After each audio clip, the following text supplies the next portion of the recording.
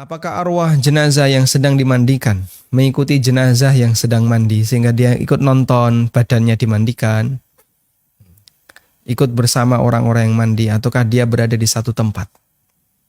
Jawabannya, ketika dia sudah dicabut oleh Allah Subhanahu wa taala arwah itu, maka arwah ini mengalami proses sebagaimana yang disebutkan dalam hadis Al-Barra bin Azib. Hadis yang diriwayatkan oleh Ibnu Majah, Abu Daud dan yang lainnya. Dari sahabat Al-Barra bin Azib radhiyallahu anhu. Beliau menceritakan, satu ketika Nabi SAW mengiringi seorang jenazah. Setelah sampai di makam, ternyata kuburannya belum siap. Lalu bagian penggali kuburan, dia memperbaiki kuburan itu. Dan di saat itu Nabi SAW duduk sambil membawa tongkat, sambil membawa ranting, lalu beliau tancapkan ranting itu ke bawah, kemudian beliau mendongak ke atas. Kemudian beliau mengatakan, Ista'idhu min adzabil qabr, ista'idhu min adzabil qabr. Mintalah perlindungan kepada Allah dari azab kubur. Kemudian beliau mulai bercerita tentang proses perjalanan roh. Beliau mengatakan, Innal abdal mu'mina. Sesungguhnya seorang hamba yang mukmin, idza adbara minad dunya wa aqbala ilal akhirah. Apabila dia mau meninggalkan dunia dan sudah bersiap untuk menuju akhirat, maka datang malaikat dengan rupa yang sangat cerah, membawa kain dari kain pilihan, membawa minyak wangi, hanut dari surga, dan beberapa yang diceritakan dalam hadis itu.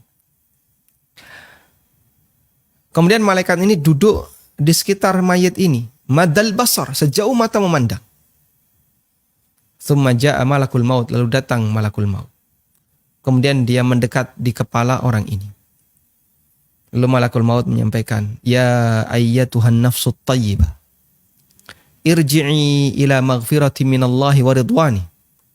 Wahai jiwa yang tenang, wahai jiwa yang baik, kembalilah menuju ampunan dan ridha Allah Subhanahu wa taala. Jadi malaikat ini memanggil dengan panggilan yang sangat halus, panggilan yang sayang kepada si calon mayat ini. Akhirnya kata Nabi SAW, fayakhruju ruhuhu. Ruhnya pun keluar dengan sangat mudah. Sebagaimana keluar, kama yakhrujul ma'u min fayis saqa. Sebagaimana air yang keluar dari mulut ceret. Ada ceret di sini? Ya. Tidak perlu kita buktikan ya. Tidak perlu kita lihat. Anda ketika punya teko, di sini ada gelas, coba tuangkan. Di sini ada airnya di teko ini. Anda tuangkan ke gelas tadi. Loh, kok nggak keluar Pak? Kenapa ini Pak? Oh, nyantol di dalam. Bukan nyantol Pak, kesumbat. Itu kalau tekonya belum dibuka, mulutnya. Begitu dibuka, air itu keluar dengan sangat lancar, mengalir dengan sangat lancar. Seperti itulah gambaran yang diberikan oleh Nabi SAW. Ketika roh seorang mukmin itu dicabut oleh Allah Subhanahu wa taala. Lalu dia dibawa ke langit, naik terus ke langit sampai ke langit yang tertinggi, langit yang ketujuh. Dan dalam proses naik ke langit itu ada proses dipuji oleh malaikat, ditanya ketika mencapai pintu langit dunia, ditanya, siapa ini? Ini adalah fulan bin fulan. Nah, itu dapat izin, diizinkan naik dan begitu seterusnya. Kemudian Allah perintahkan, uktubu kitaba abdi fi illiyin.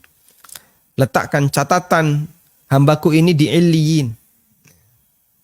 Kemudian Allah berfirman ini. Lalu dia dikembalikan dan di situ dalam hadis tersebut dinyatakan, ya, kembalikan roh ini ke jasadnya, yaitu berada di kuburan.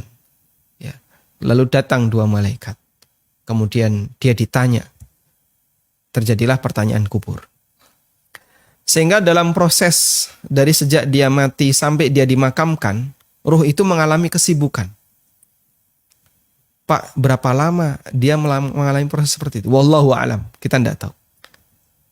Maka jangan dibayangkan roh itu gentayangan di mana-mana melihat suasana sekelilingnya. Ya.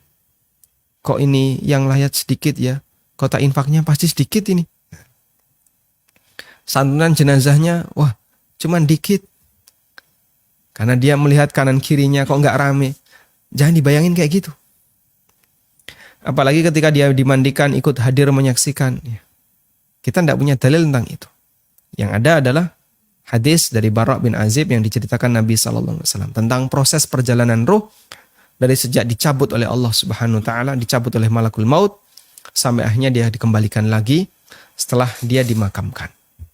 Wallahu a'lam.